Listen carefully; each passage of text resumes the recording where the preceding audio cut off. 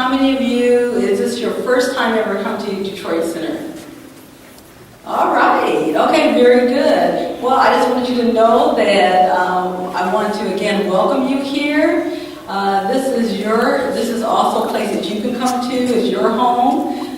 We have been here for 7 years, and we're open from Monday through Thursdays from 8 a.m. to 10, on Fridays from 8 to 7, and on Saturdays from 9 to 5. We have lots of different outreach programs here and also programs for the community. So if you'd like to be on our mailing list, just let me know, but you're just welcome here anytime. So I don't want to take a lot of time because we want to get to this important session. This is our first legislative collaborative. It's a program sponsored by the University of Michigan and also Michigan State University.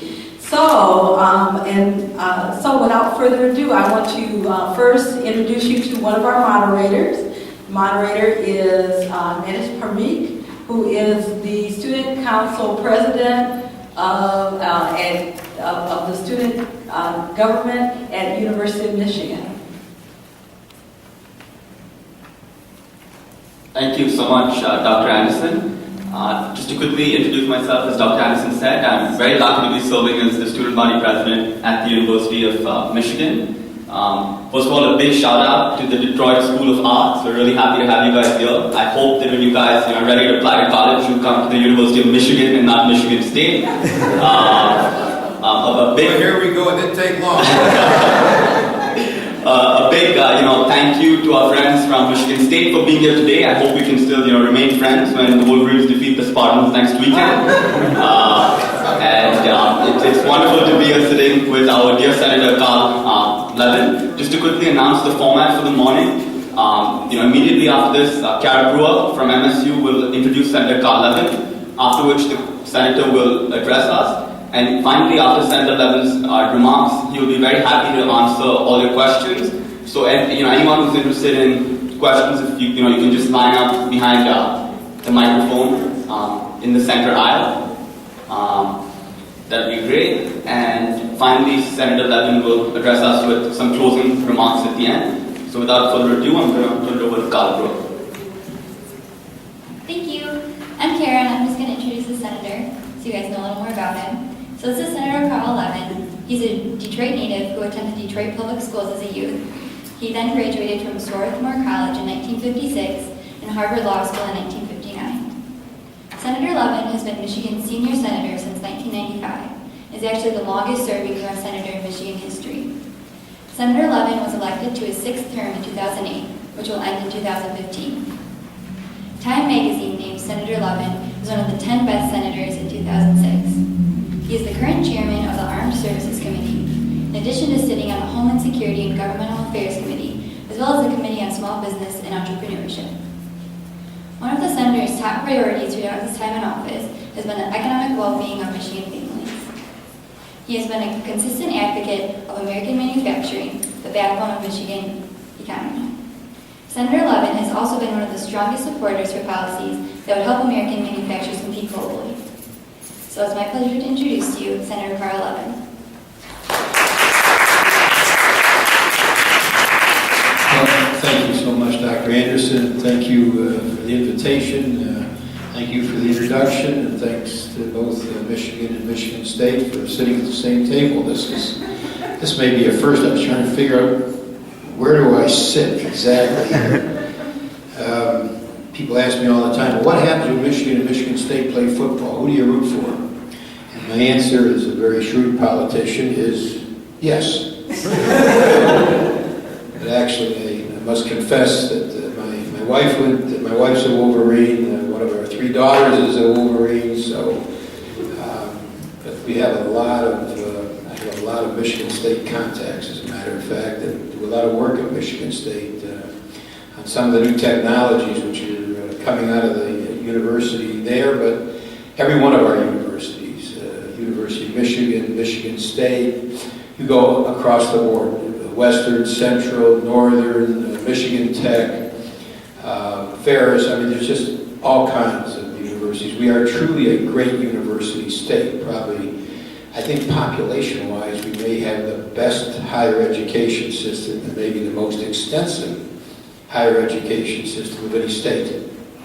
We got lots of smaller schools, so-called private schools in the state. So there's great opportunities for you high school students, not just at these two universities, although obviously we're very proud to be standing with them this morning.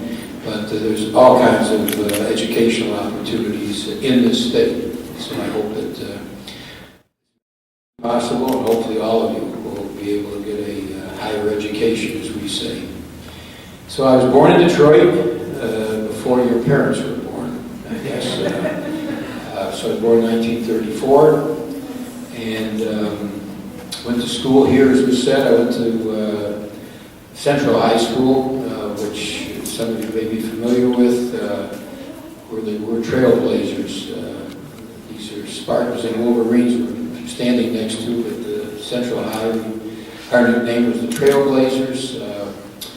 And I graduated there. My brother, Congressman Levin, also graduated from Central 3 years ahead of me. He's a little bit older than I am. My wife is also a graduate of Central High and of the University of Michigan, I think I said. I was on the Detroit City Council. I was elected here to the Detroit City Council in 1970, technically 1969, but anyway, I was served starting in 1970 for 8 years. Became the president of the council in my second term, just the way we're going to have a mayoral and a council election coming up next year.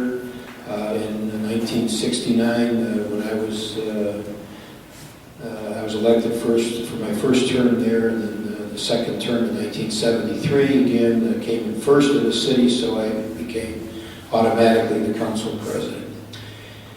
I live about 10 blocks from here, so I had no excuse for being late this morning. I live downtown near the two new stadiums. My wife and I have been married now 51 years. We have 3 daughters, one of whom lives in Ann Arbor, as a matter of fact, with her husband and 2 daughters. One of our daughters lives in Hong Kong with their 2 daughters, and the third daughter lives near New York City with their son and daughter. So I have 6 grandchildren. I'm in the Senate, as was stated. I'm chairman of the Armed Services Committee, which means we're responsible for authorizing and supporting our military, making sure that they have the training that they need, the equipment that they need, the health care that they need and their families need.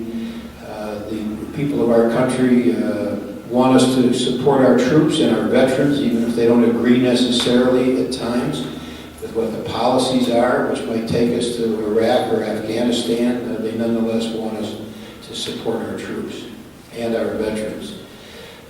To give you one example, I voted against the war in Iraq.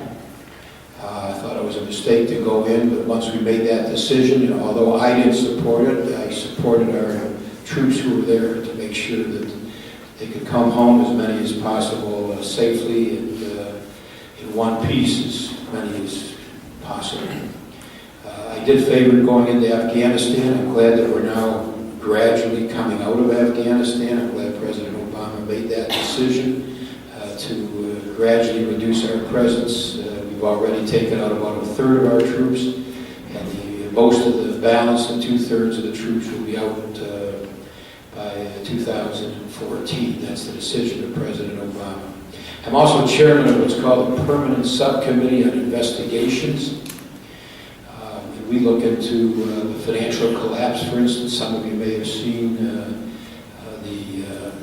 some of the TV or some of the documentaries which came out.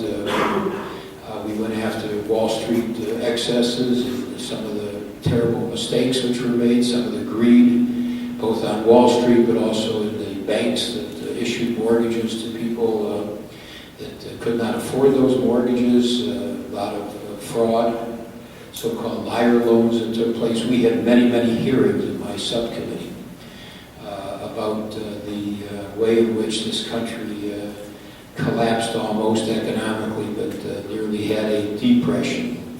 We're gradually coming out of the recession which we had, and as a good supporter of President President Obama. I'm a Democrat. I feel that we've done probably as good a job as we could, given the circumstances that the President found himself in, to get out of a recession. And I feel as though we're on the recovery side now, we're on the rebound side, we're coming back economically. I think the city is coming back. Of course, as someone who's always lived in Detroit, I am very familiar with what is happening in my town. Although we spend most of our time in Washington, we come back most weekends. And so we have a good sense of Detroit. I know the city. Have worked very, very hard to give this city a boost, both when I was on the city council, but also in the Senate. We're working very hard on a number of projects now. One is the transportation system here in Detroit. We're hoping to get a rapid transit coming in the first stage, at least as far as the Amtrak station, which is almost at Grand Boulevard, starting downtown. The Midtown section, where we're at now, obviously, is doing extremely well, is coming back very, very strongly. This area, this whole area around here, the medical center, the university, the arts center, the music center, there's a real strong comeback going on here.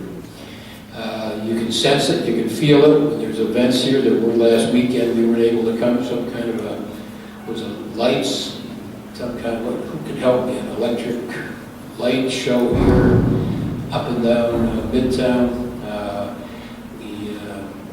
This part of town is doing well in terms of occupancy. A lot of young people moving in here, a lot of young people moving downtown.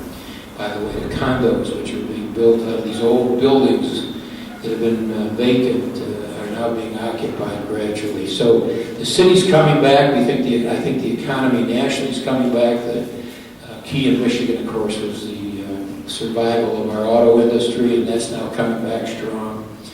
The decision that the President made to support the auto industry was critically important to middle-income folks, not just in Michigan, but wherever there's really manufacturing in America. You can't have a strong middle class without manufacturing.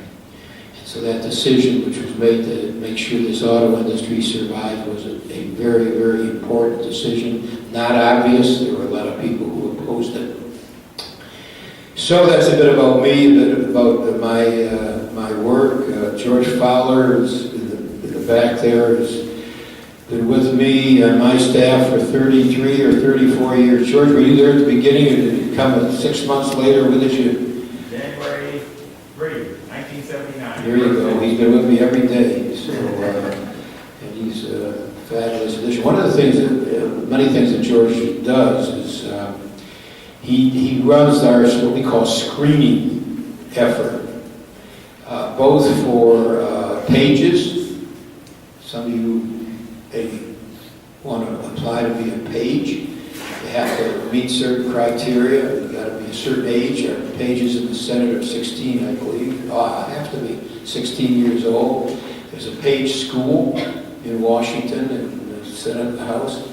It's it's a pretty tough life, because pages have to go to school and work in the Senate or the House of Representatives at the same time. But George also, in addition to running the screening, what we call for that, in other words, a group of citizens, kind of a cross-section of citizens of Michigan who will look at the various applications, make recommendations for pages, but he also runs a more complicated operation or effort, a screening effort, where we bring together citizens to look at students who are applying to go to our military academies. This is, if you want to join the military, and bless you if you do, it's a great form of public service. But if you want to join the military, and you get one of the best educations you can get in the country, it's free, and that's going to West Point or the Naval Academy or going out to the Air Force Academy. There's a big demand for these positions, as you can imagine. It's a great opportunity for students. But if you want to do that, you apply to me or to Senator Stabenow or one of the members of the House of Representatives. What we do in my office is we have a group of citizens, cross-section of citizens, diverse group of people who interview folks who want to go to our academies and then make recommendations to me, and I always accept those recommendations because we want to keep this out of politics. This is too great an opportunity for me just to be picking my friends or my friends' kids. And so we make recommendations to the military academies. George runs that effort, and he does it extremely well. We've had a lot of success because we do it fairly. So, let me stop there and open it up. I don't know if you saw Elizabeth, she was taking pictures earlier from our Lansing office. Oh, there she is. Elizabeth Kunkel. Elizabeth, I should introduce you too. We have an office in Lansing. I want to show everybody how impartial we are. We have also offices, not just in downtown as our main office. That's where George works. Elizabeth works out of the Lansing office. We also have offices that covers Macomb and Oakland counties. We have an office in Grand Rapids and in Traverse City and in Escanaba and in Saginaw, and did I leave one out? I think I got them all. Did I say Escanaba? I did. Okay, thank you, George, for reminding me of Elizabeth's presence here. My tie up straight, we taking pictures. What happened? Yeah, usually. So, anybody want to throw a question at me? Yeah. Well, thank you, Senator, for coming and talking to us today. So my question is, we've been hearing a lot in the news recently about, the entitlement programs and how we might go bankrupt by the time that many of us in this room are going to be old enough to benefit from the ones such as Social Security and Medicare, which from my understanding comes from the fact that these programs were built on pyramidal-shaped population basis, and now we have sort of kind of an inverted trapezoid something. While at the same time we have labor shortages in agricultural markets like Michigan and Washington that need workers there despite the high unemployment rates. So I'm curious to hear, what are your thoughts about the United States really, or easing up on some of this immigration policy to try and increase the tax base in the population to help with both of these type of problems? Now, are you talking about the future of Social Security and Medicare, or are you talking about immigration, or both? I mean, both. You're connecting him in a kind of an unusual way, and I'm happy to. Right. But at the end, you said, tell us about immigration. At the beginning, I thought you were asking about Social Security. You want me to? Well, my question is because from what I've understood, is that the fact that we don't have enough young workers at the bottom feeding into the older population at the top that is drawing from it. So, since we're not expecting the population to increase, birth rates to go up anytime soon, I don't think in this country. One other way we can increase the population is through easier immigration standards. Well, first of all, we are short of farm workers.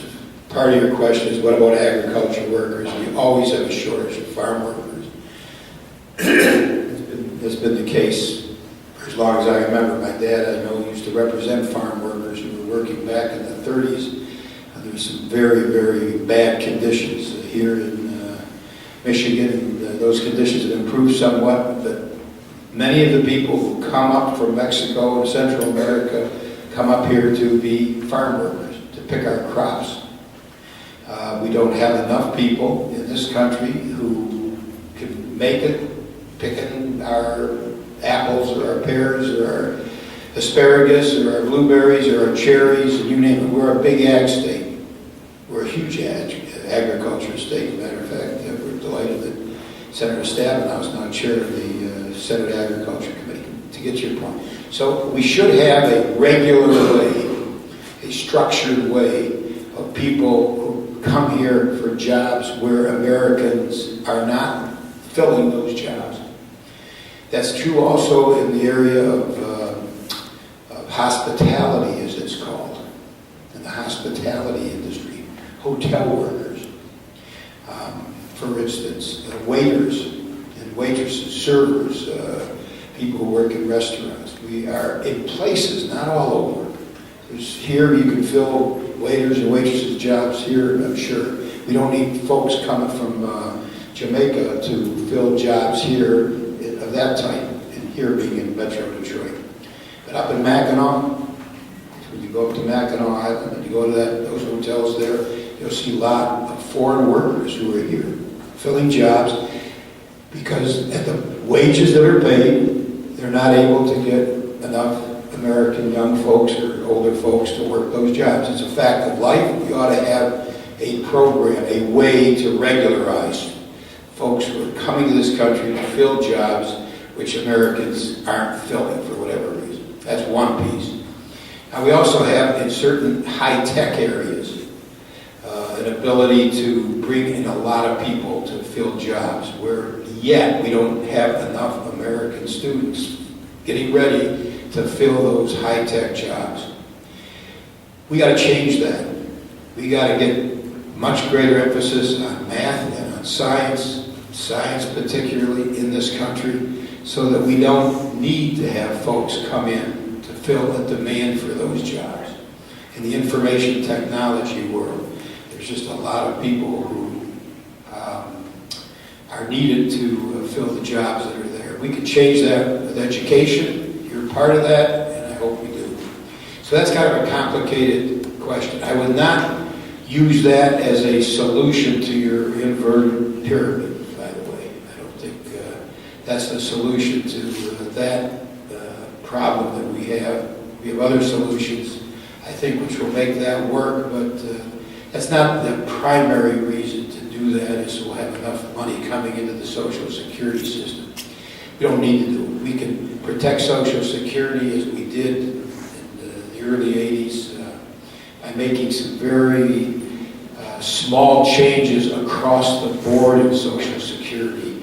What the contributions are, what the how much income is subject to Social Security, what the retirement age is for Social Security. We changed that very, very gradually, about a month a year. We got up to 67 as the retirement age, but not all at once. There are ways of protecting Social Security. On the health care side, we've got to make some efficiency changes, and we're in the process of doing that to make the healthcare system far more efficient in this country than it is now. And that's the real way to protect Medicare. We have one of the least efficient healthcare systems in the modern world, and we're taking steps, particularly on the electronic records and sharing health information and tests, for instance, to make sure we don't have duplicative tests, so that we can make sure Medicare is healthy and strong. So we need comprehensive immigration reform, okay, for a lot of reasons, including 10 or 15 million people who are here illegally, who have set down roots, who have had kids. Kids are in school, who are good citizens, haven't been in any trouble. We can't find 10 million people who are here illegally, separate them from their kids and ship them all home. We can't even find them. So we have to find a way to make that into a legal system, not an illegal system as it is now. So I don't know if I've answered all the parts of your question. It's an interesting combination question put together, and I think you were talking about an inverted pyramid. You used a different word than I usually use. What was that word? Inverted trapezoid. What was that? Trapezoid? A trapezoid, okay.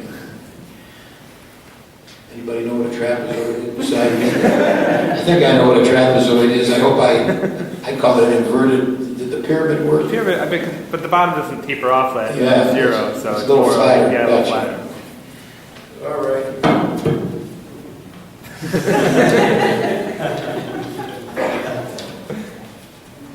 Yeah. That's a trapezoid. I think. We're close. Talk about more students in math. Does anyone know what a trapezoid is? All right. Now, one of the students over here have a question? Yes. Yeah, in the back. Oh, no, okay, go on. I'm sorry. What made you become senator, and what age did you get involved with politics? Politics, I got involved in probably middle school. In a sense, I was on the student council in middle school. I went to a school called Durfee, which is no longer there. And then in high school, I was a high school officer in my class. In college, where I went to school, I was very much involved in the Stevenson campaigns in 1952 and 1956. I was involved in the Kennedy campaign in 1960 after I graduated law school. So I got involved early, personally. My father was always interested in politics, my father and mother. They were strong supporters of Franklin Delano Roosevelt. And I was sort of, at our dinner table, there was constantly a talk about how can we help people in a depression get out of a depression. We needed an active, aggressive government to do it. We had one in the New Deal with Franklin Delano Roosevelt. So I was always raised on the idea that we could make a difference, that government, which is nothing more than all of us working together. It's not some far distant entity called government. Government is us, it's you. Hopefully you vote. You're a little young to vote, but looking over here, hopefully you'll be registered and vote. And in a democracy, government is a synonym for who we are.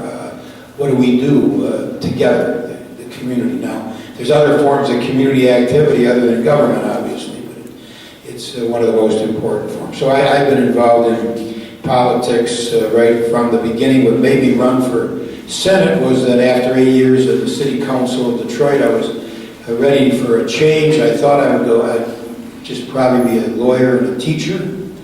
But my wife, among other people, thought that I ought to run for the Senate. It appeared that there was going to be an opening, that the incumbent senator, who was a Republican, was not going to run for re-election. It looked like there was an opportunity there, and so I decided, after a couple of people talked to me, urging me to run, that I should do so.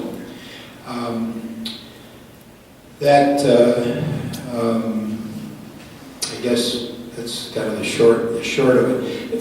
For people who are considering politics, I'll use this, or government, or public service, and let me talk generally about that. I've had some experiences which I think are helpful to share with you. This could go to students of all ages, actually. Some of the things I've learned, which are it's not really directly your question, but let me use your question to share some of the experiences with you. One of the things that I've learned is that you can have your heart set on something. You want to go to a certain college, or you apply for a certain job and you don't get it. Not getting something that you have your heart set on could turn out to be the best thing that ever happened to you. There's a lot of chance and a lot of luck. And something which is a disappointment can turn out to be a real break. And that's happened to me 3 times, at least, in my life, where I wanted to do something, I didn't get it. And by the way, you asked, how did I end up running for the Senate? If I had gotten a certain position that I wanted to get after I was done with the City Council in Detroit, I had wanted to be the U.S. Attorney for the Eastern District. That's the person who represents the Department of Justice, prosecutes crimes and civil actions against people on behalf of the federal government. That's the U.S. Attorney. We just have a new U.S. Attorney downtown, as a matter of fact. I wanted that job back in 1978. I didn't get it. If I had gotten it, I'd never be in the U.S. Senate.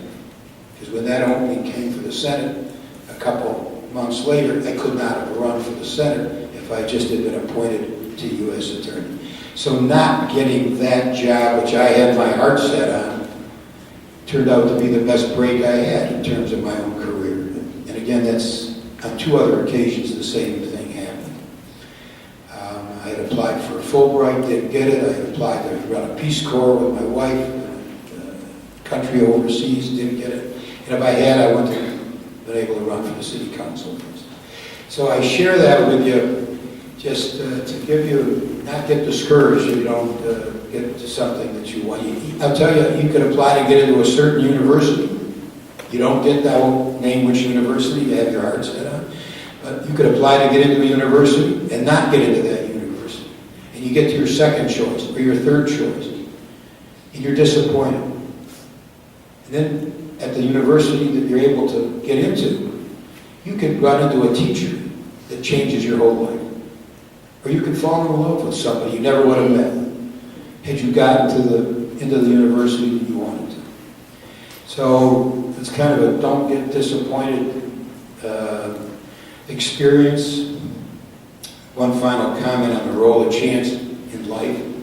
We were talking a couple months ago with people about, so how'd you meet your spouse? You know, we went around and we were all eating dinner together. How'd you meet your spouse? How'd you meet your spouse? So one guy says, I'll tell you how I met my spouse. I was parking my car. I didn't look in my side view mirror the way I should have. I opened the door to get out. A bicyclist ran into my door. I had to take her to a doctor. Put her bike in the trunk. That's how I met my wife. Now, if he had opened his door 5 seconds earlier or 5 seconds later, he never would have met his wife. There's a lot of that in life. It just makes life exciting. Well, a lot of other things to make life exciting too, besides running into a bicyclist. So I don't recommend that to you. Yeah. I have a question. Okay. How did you feel about the debate? And if you were the president, how would you approach the debate differently? I was disappointed in the president. I'm a strong supporter of President Obama, and I thought he should have been more aggressive and pointed out where Romney has the differences between him and Romney. And there are vital differences. So you asked me a question, how would I have done it differently? I would have gone after Romney in terms of the position that he's taken and a whole host of things, including the economy. We lose a lot of revenue to what are called offshore tax havens, where people avoid paying taxes by running their money through Puerto Rico or the Bahamas or the Cayman Islands. And Romney, for his entire experience at Bain Capital, which he ran, was using these offshore tax havens to avoid paying taxes, okay? Well, we need that tax revenue. We got huge deficits. We got kids to educate. We got people to take care of health-wise. We got roads to build. We got a big deficit. We cannot afford to be losing revenue in the way that Mitt Romney cost us revenue when he ran Bain Capital, for instance. Mitt Romney comes across, I'm a big supporter of the middle class. I would have gone after that. He wants to give a tax cut to the wealthiest folks in this country. We can't afford it. Now, he could say now he's not going to reduce taxes for upper income folks. That's a total flip-flop. I would have gone after Romney as a flip-flopper. He's a flip-flopper. He said he wants to give tax reductions to everybody, including upper income folks. He wants to protect the tax cut, which George Bush got, mainly for upper income folks. We can't afford it, and it's not fair. Upper income people have done extremely well. It's the only group that's done well in the last 20, 30 years. Middle income people have hurt. Upper income people have done well. I don't begrudge them that. I just want them to pay a fair share of taxes. I go back to the Clinton tax structure. Mitt Romney doesn't want to do that. The whole country did well under Clinton, including millionaires. All of our boats were going up, not just the yachts. The rowboats were going up too. So I would have been much more aggressive, and I would have pointed out the contrast, the differences on positions. Mitt Romney wants to repeal Obamacare. Repeal it. Now what that means, now he says now, well, he'll keep the good parts. Well, that's nice. How does he pay for those? So I would have pointed out right at it. I would have gone right at it. You have said over and over again, repeal Obamacare. That's what you said in the primaries to win the primaries. Now you're saying you'll keep the good parts? But I would have talked about what was great in Obamacare. And there's some very important parts of Obamacare. Well, mainly it gets us a lot closer to universal health care, which is something we should have been at a long time ago. So I would have focused on contrast, on differences between, if you're saying how I would have done it, me, Obama, and him, Romney. But hopefully that, even though it took a chunk out of the president's lead, he probably now is no longer leading. hope that the president points out contrast and flip-flops in his second debate. Glad you asked the question. We have time for one more question. Okay, let me go over here. I think I pointed at you before. Sorry. A couple of weeks ago, I went over to Ross Business School in Michigan, and I went to a lecture. There was Howard Bahar, and he used to be the president. Here's who? Howard Bahar. He used to be the president of Starbucks, and basically his whole lecture was talking about how the essence of running a good corporation is with being good to the people that you're providing for your corporation. Is that right? So I asked him, what did he think about defining corporations as people?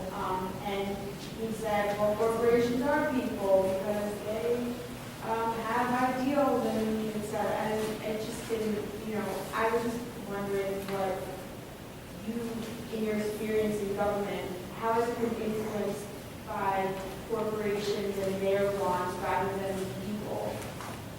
I don't know. Well, corporations are not people. They don't bleed.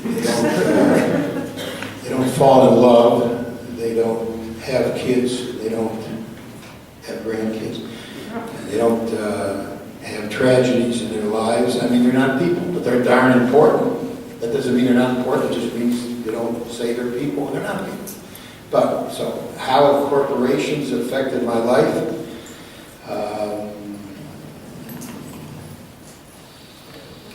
I'm not sure that I can. Well, I used to work for some corporations, put it that way.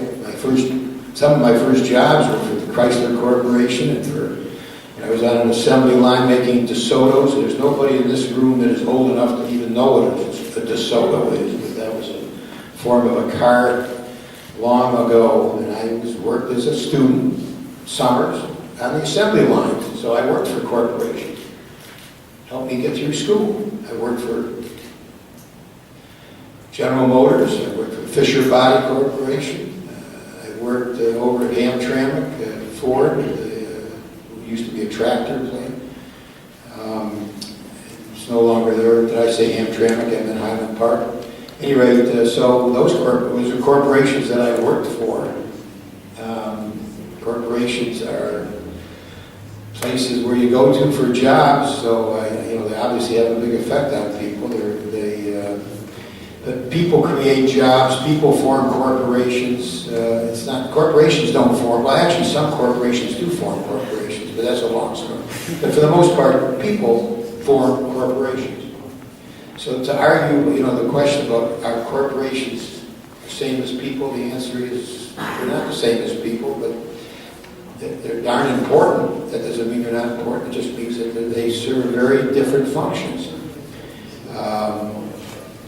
People are charitable. Some corporations are charitable, but not many, because they're in it to make a profit. Nothing wrong with that, but that's their goal. They have stockholders, shareholders. They're supposed to make profit for their shareholders. That's very different from what a parent does. We're not trying to profit from our children. We're trying to help our children become better citizens and more productive, and most importantly, be happy.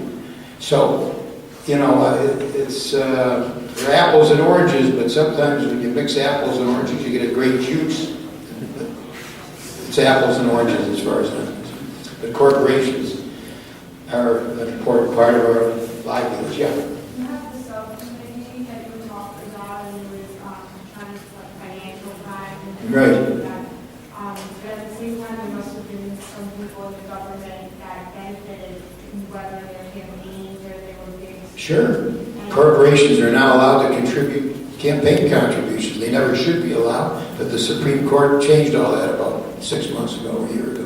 So how do you successfully prosecute? I mean, how do you find out, go through the government with resistance from government? Well, the question is, how do we prosecute corporations? If corporations contribute to our campaigns, is that the question? You prosecute them. That's what ethics are all about. That's when you get in trouble with the law. If you don't prosecute people who should be prosecuted because they contributed to your campaign, You don't belong in office. You're in the wrong place, you know. Join some gang. I mean, we take oaths. Our oath is to support our people, to support our Constitution. We're not there to give green lights to corporations that violate the law or anyone else. And the same question could be asked, well, what if an individual who contributed to my campaign needs to be prosecuted? Will I prosecute that person? I darn well better prosecute that person, or I ought to be thrown out of office. So that's the question you ask isn't a question about corporations. It's a question about ethics, about whether or not a prosecutor, a U.S. attorney, will prosecute somebody who he's close to or she's close to. And sometimes there's conflicts of interest. This is where conflicts of interest law come up. What happens if I'm a prosecutor and my cousin, the cops arrest my cousin? What do? I say, I'm not going to handle that case. I'm going to give it to an assistant prosecutor, someone in the office or somebody else. Judges run into this question, by the way, all the time. Someone comes in front of a judge, hey, that's my niece. What do? You're close to that person. Or that person contributed to the campaign. Because unhappily, judges get campaign contributions. You've got to disqualify yourself. It's called conflict of interest. It happens a lot. But this is where ethics comes in. And this is where we've fallen down. If you see former local officials who are being prosecuted right now in court, I don't want to get into specific cases, but I think you know who I'm talking about. That's what this is all about. That's why you need ethical people in government. And that's why I hope all of you, or not all of you, you all can't be in government, but I hope in one way or another, all of you get involved in public service. There's 100 different ways to do it. And if you're not doing it, you're not really doing your share for your own community. So I'll leave it at that. Great being with you.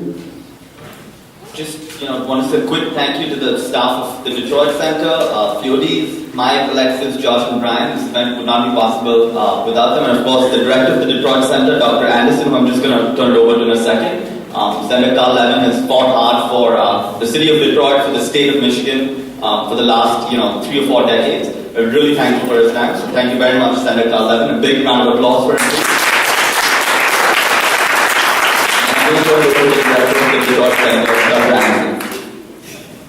Thank you. I just want to thank again Manish and also Kira for being the moderators for today's session, and also to Senator Levin for taking time out of his busy schedule to meet with us. I also want to thank the students from Detroit School of the Arts for coming over. Again, please don't be a stranger. Come over anytime. And a big thank you to the students from Michigan State and also from the University of Michigan. I'm actually a graduate of both schools, but I consider myself to be a Spartan. I know that So, go green and white, October 20th. And then, but again, thank you for getting up early and coming down here. And then as we do, this is the tradition of ours, when we have a speaker, is to give our speaker a University of Michigan mug, and also, since this is a collaborative effort from Michigan State, we have a mug from Michigan State. So we'd like to present that to the senator.